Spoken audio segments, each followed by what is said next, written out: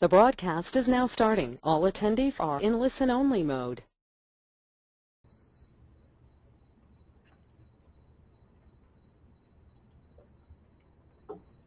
Good morning, everyone.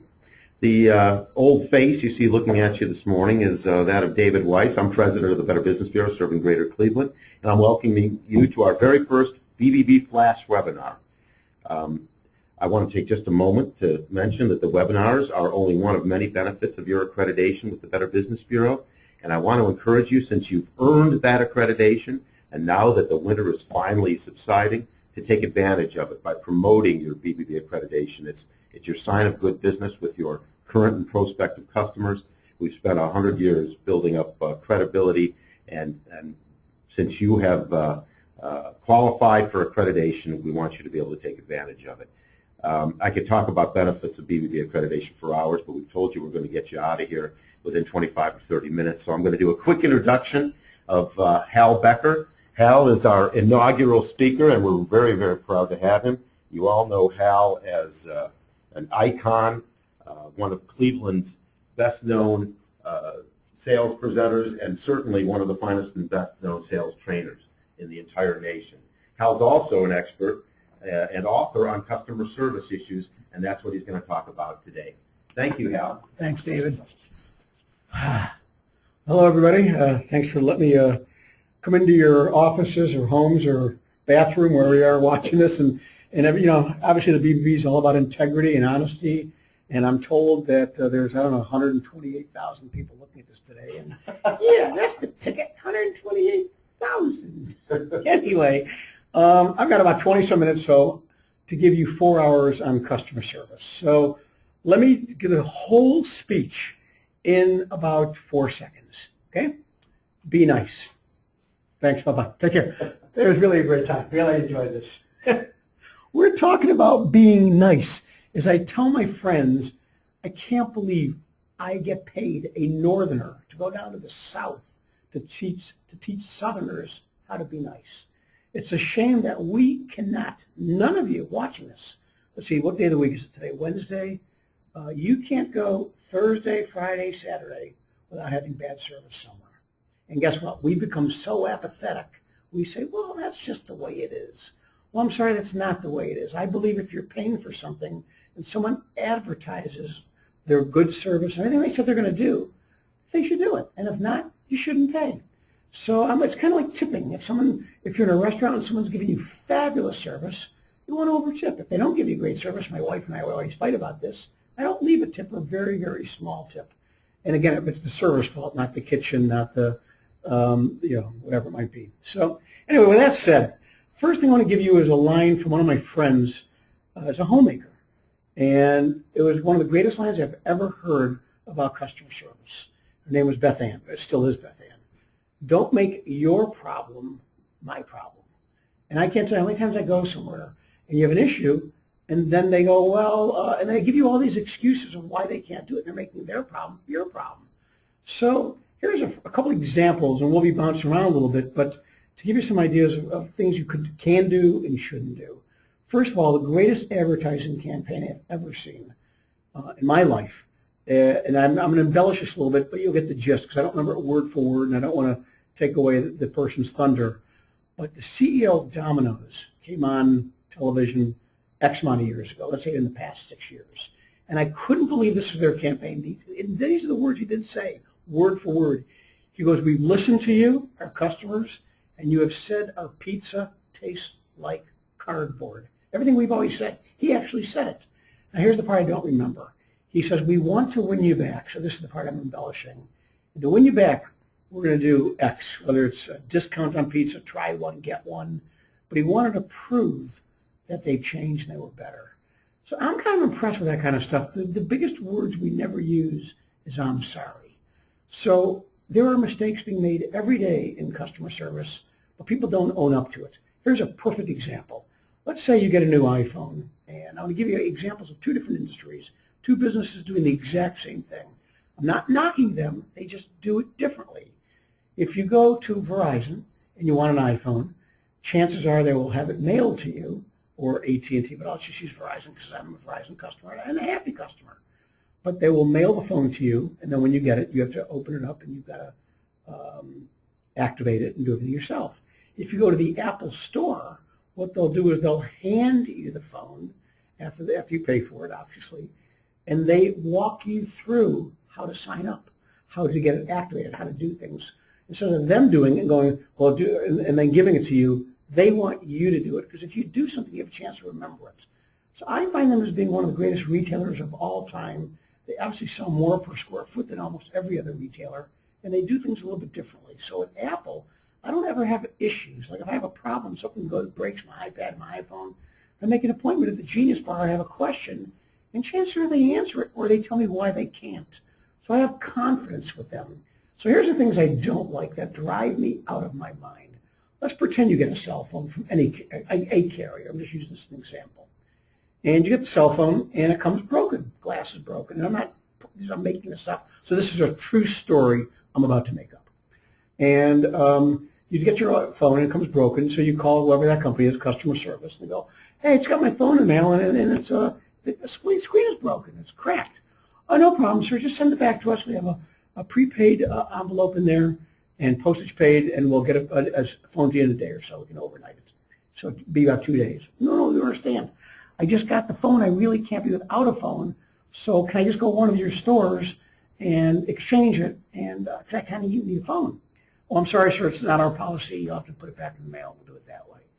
And you've all had this kind of example with something in service. And then here's why I'm telling you the story. And then after they say no to you, the person actually says these words. I'm sorry, there's nothing we can do. Is there anything else we can do for you? I go, are you kidding me? Did you just say what I think you said? Yeah, let's go back to why I called, and we can do the original thing. So a lot of people go through the motions. They have scripts in front of them. So to teach a little inside trick that most people don't know, I used to own a company called Direct Opinions, and it was just a fabulous business. I sold it a number of years ago, but if you took your car into a dealership and you got a phone call after the service to see if you're satisfied with the service, that was my company. And they've tripled it since I sold it and done a great job building the business. But we did literally millions and millions of customer service calls. When I call a company and I have an issue, it's usually a bigger company.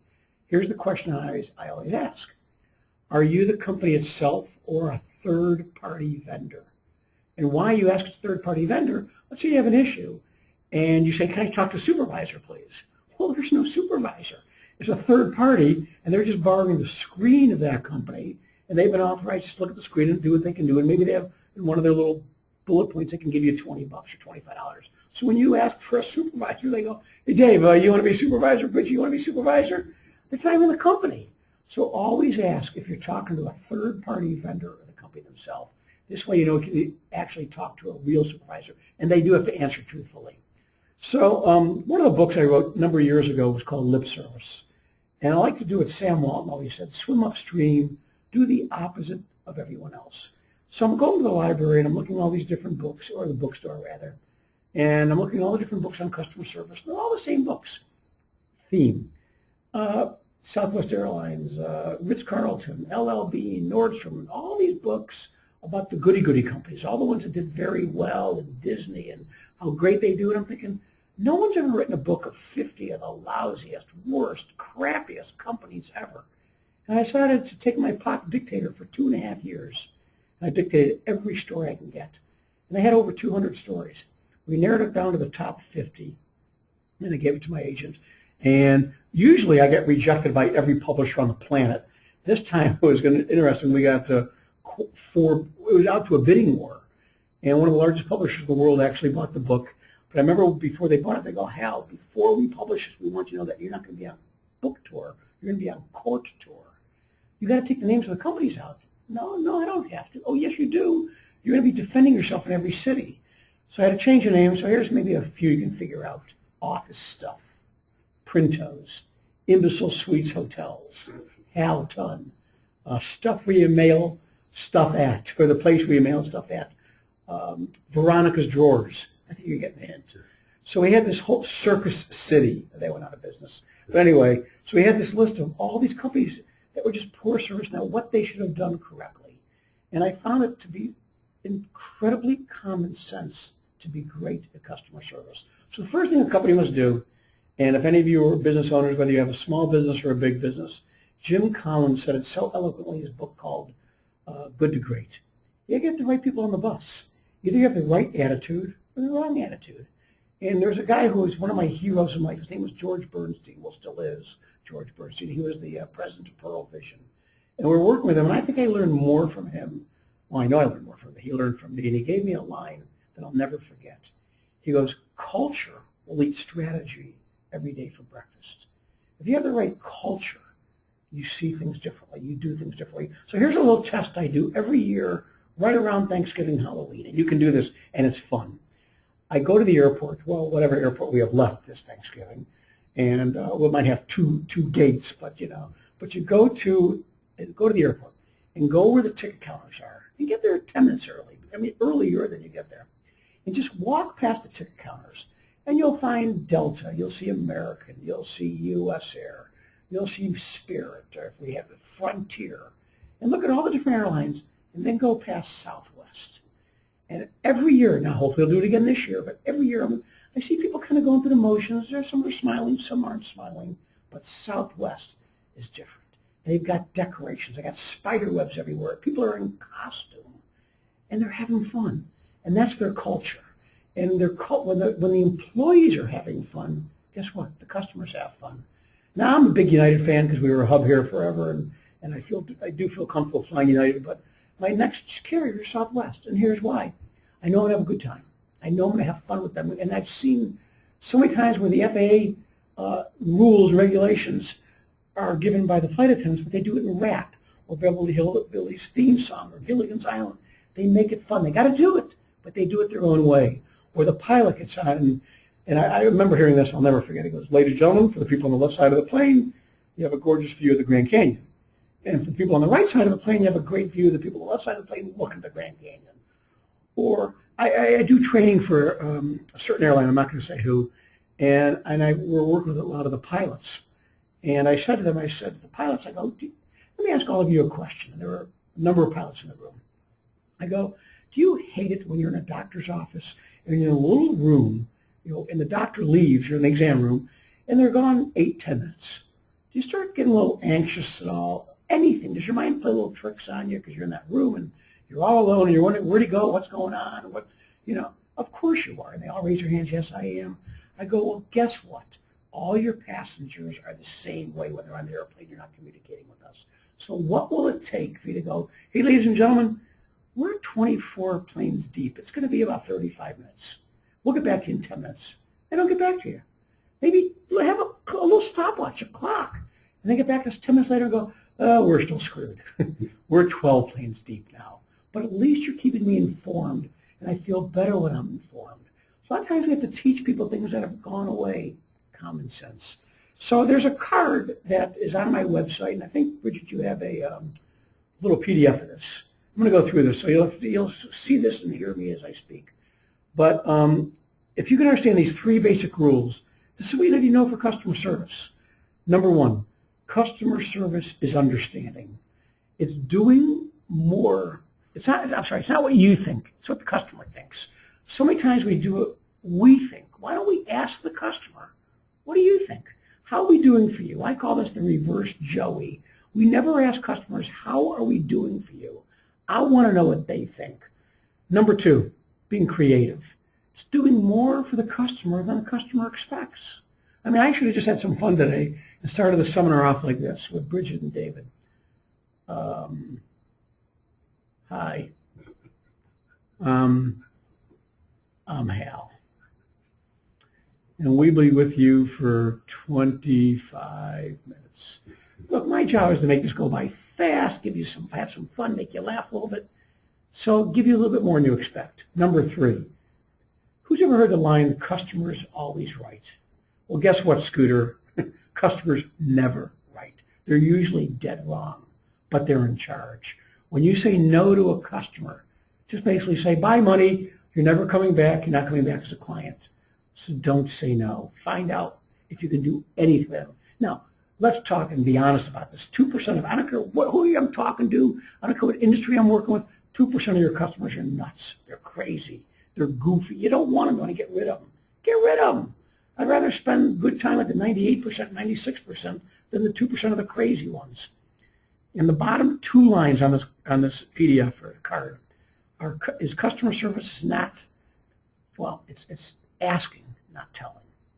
We don't ask, we talk. Here's what we're going to do for you. Ask questions. When you get off the phone with someone or they're in front of you face to face, do you know their story or they know your story? And people buy from people. We go back to the same businesses that make us feel comfortable. One of the greatest lines back in, I think it was the 70s or 80s, was Norman Shears. People like to go to a comfortable place where they feel great. And that's what Shears is all about, making the customer feel good. So I've got a little, I love what Ritz-Carlton did, I don't know, 20-some years ago. In fact, I have a speech later this evening for a company, and they're going to follow the exact same thing to a lesser degree, because we already talked about it, because I got to set my speech around the company's policies and procedures. So I'll give you a Ritz-Carlton at the far extreme. First of all, if any of your companies have a mission statement, and think about your mission statement for a second. You got one? Good. Mission statements are a bunch of junk. Take it off your wall, throw it out. They are meaningless. It's just words on a page unless you guys really do something about it. So the only mission statement I've ever seen that makes sense, where it's every day they're involved, was Ritz-Carlton. And here's what they've said. We're ladies and gentlemen treating ladies and gentlemen. But treat like a lady, act like a lady. But treat like a gentleman, act like a gentleman. Then they take it a little bit deeper, and they have two policies. First line employees at any time could spend up to $2,000 to satisfy customers' needs. $2,000. First line managers, $5,000. So what happens? You got a triple win. If the customer's unhappy, the employee feels great about themselves. They were able to take care of it without running to mommy and daddy or the boss. Can I do this for a customer? Number two, the customer wins. Number three, the business wins. They keep the business. So I'll give you an example. Go to, if Jogga Lake was still in business, or Cedar Point, and you just buy an ice cream cone for your kid. The ice cream cone just falls off. The ice cream falls off the cone and is on the ground. What happens? You're out of ice cream. And your kid's crying, "Oh, Daddy, my ice cream." Okay. Maybe, but it would be rare if somebody proactively is looking to replace that. Go to Disney World and have that happen. Within seconds, they come up to you and, let's get you another ice cream cone. Come here, let's take care of you. They look for what we call creative opportunities. And here's why. Supervisors are constantly in the park. They're always watching their employees. They're the coach of the teams. Coaches are on the sidelines, and businesses were managers in their office. How do you know what people are doing if you're in your office or looking at computer or spreadsheets? You've got to be out and about with everybody. So for you to be great in customer service, you have to be engaged with your employees. You've got to hire the right ones to begin with. Number two, watch them. See if they're doing the right thing. I mean, if your kids get 3 A's and a B, what do most people concentrate on? The B. What about the 3 A's? Why don't you pat some people on the back if they've done a great job today? Be specific and go, wow, fabulous. That'll reinforce the behavior. If they've done something that's not so great, always pull them in private and say, hey, can we talk for a second? But don't just beat them up. Hey, why'd you do it that way? Maybe they thought that's what they were supposed to do it. Maybe they didn't know they could take care of it. Most employees, believe it or not, are afraid to take care of the customer. They might get in trouble. If they know they're allowed to do it, you'll have better customers. So I believe customer service is a bunch of crap. And here's what I say by crap. I love acronyms, so you won't forget this. C is for caring. If your employees truly care, then you've hired the right people. R is for relationships. If I called an airline today, or American Express, or Chase Bank, or a bank, and I talked to one person with an issue, maybe I'll only talk to one person in 10 years, but if that one person treated me well, that was my relationship with that company at that moment. So what I want to do is have a great relationship at that time, whoever I'm working with. So R is for relationship. A is for attitude. Got to have a great attitude. I don't know about you, we all have bad attitudes, but I love being around someone who's got a good attitude. It makes it so much fun. You can look at me and go, you're a short, bald idiot. But if you're smiling, I'm going to start laughing. So just have people that are engaged. And I always say if you're engaged 85% of the time, we're all going to be in a pissy mood or had a bad morning or had a fight with our spouse, got a sick kid, or we don't feel well, we get it. Just try to come to work engaged. And the last thing, P is for passion. You've got to be passionate about what you do. And if you're not passionate about it, you shouldn't be doing it. Every time I work with clients and we talk about interviewing skills, and the government does not allow us to interview any longer, but there's one thing I teach everyone. Ask them about their hobby. Take them off base a little bit. What do you do in your spare time? What's your hobby? And they don't have, let's say they don't have a hobby. What's your favorite TV show? If they can't get excited about, like David and I were talking about Breaking Bad prior to this webinar, we both got excited about it because it's a great show. If someone's not passionate about that, they don't get excited, they're not going to be excited about your product or service. So let's see, the last thing you might want to do is remember this. Person closest to the problem is closest to the solution. That's where the juice is. That's where the action is. Let people get involved. Let them really work with the client. And a lot of times we've got to ask them, what would you do in this case? Don't always go in and take over for your employee and fix it. Let them fix it. Let them feel good about their job. Let them feel good about their day. And the way to do it is get them closer to the problems. And if they take care of it once and it's successful, the thing comes up again, they're going to do it right the second time. So a lot of times, let the employee mess up. Let them screw up. That's okay. We learn from our mistakes. Let's see. The last thing I want to talk about would be just two examples of dumb businesses. Now, if any of you are from these two businesses, I'm sorry, they're dumb businesses. Banks and hotels. Two of the dumbest business models I've ever seen in my life. Here's why. In fact, when I work with either hotels or banks, I tell them dumb business models. Go to a bank. Who does every customer see? Tell her. Who are the least paid? Highest turnover, least amount of training, no empowerment.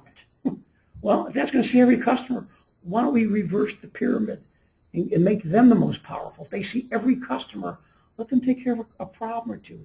Give them a little bit of authority. Same thing with hotels. Who does every guest see? Front desk. And I can't tell you have an issue. Well, I'm sorry, there's nothing we can do.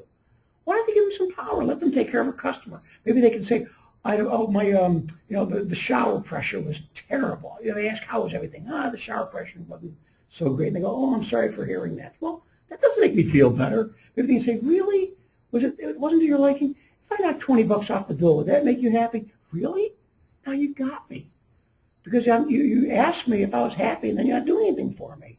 So take a look at the business model that you have. Just because you have policies and procedures in place doesn't mean they're right.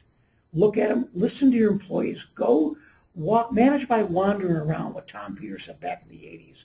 Be there. Be engaged. Maybe you got to change some policies. So, Bridget, I was told I've got about 25 minutes. I think I'm right about there on the time. Any questions? Or while you're doing that, I can bring up a few other points if you'd like. But Bridget, do I have time for another story in the meantime? Or, all right. I'll give you an example. I'll tell you this one. I love this one. My daughter is going to Ohio State 4 years ago. And people are telling me what a nightmare this is going to be. Just a nightmare. They go, there's 10,000 kids coming in a year. Now, other people tell me it's the greatest experience I'm ever going to have. It's one like the military, precision. Oh, I don't know what to believe. So we get in the car and we're driving down 71. And then we get to, we take the 270, whatever. And all of a sudden I'm seeing every faction of police out there. Sheriff's Patrol, Ohio State Police, Columbus Police. Every type of cop, and they're all waving and smiling and going, hey, this is cool. So they take you to Schottenstein Center, where you park your car, then you board a bus, then you go to Schottenstein Center. And we get in there, and there's thousands and thousands of people.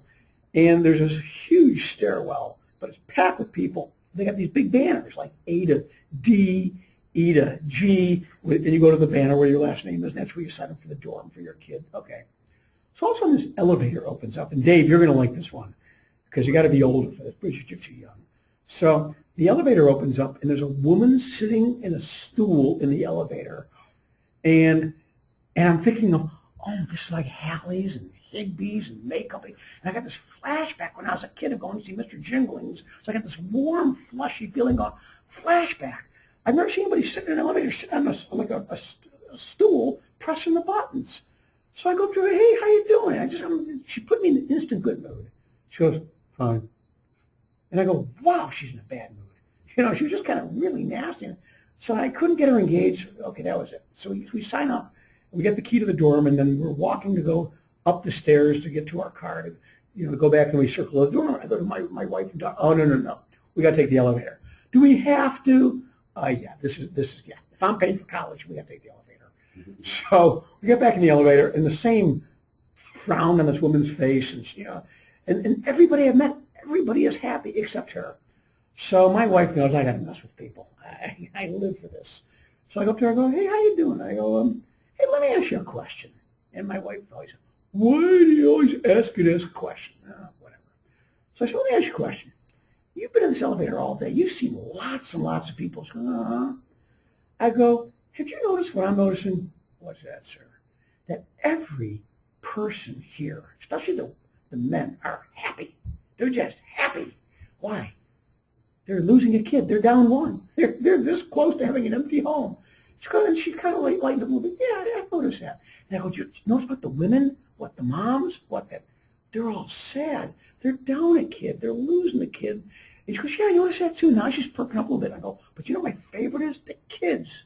She goes, why, sir? I go, they don't know whether to be happy or sad or scared or they're on their own. And she goes, yeah, I'm noticing that too. And then a smile came over her face. So I realized I had to give people a second shot. And I got to tell you, it was a tremendous experience because then you get to the dorm and there's like 9 kids with these laundry baskets and you just, and then you park your car in the park. I got to the dorm, everything's put away already. So I found it to be a tremendous experience. What I've learned also is not to listen to everybody. Form your own opinions. So if people tell you this business is bad, this business is good, why don't you find out for yourself? I've always believed it's not one person. It's many people. I've met people that don't like Disney World. I mean, the happiest place on earth. They don't like it. They should be put to sleep as far as I'm concerned, But who could be unhappy at Disney World, okay? So, or who's unhappy going to Nordstrom? Walmart, I get it. I'm a Walmart shopper, but Anyway, Bridget, anything yet? Questions? No questions. Well, hey, thanks so much. Are we going to wrap up there? Yeah, we're going to wrap up, and I want to let everybody know, first of all, if you enjoyed our first webinar, I would really appreciate it if you'd send a note to Bridget at cleveland.bbb.org. Let us know what you enjoyed about it, what you maybe didn't enjoy about it, and we'll turn around and do nothing about it. The other thing is, if there are others in your office who you think would really benefit from this, we are going to be placing this on an archived site. So within probably a week or two, you'll be able to access it at our website, bbb.org/Cleveland. So I think that does it for our first webinar, and thank you all for attending. And for the hundreds of thousands, thank you so much. To the gathering.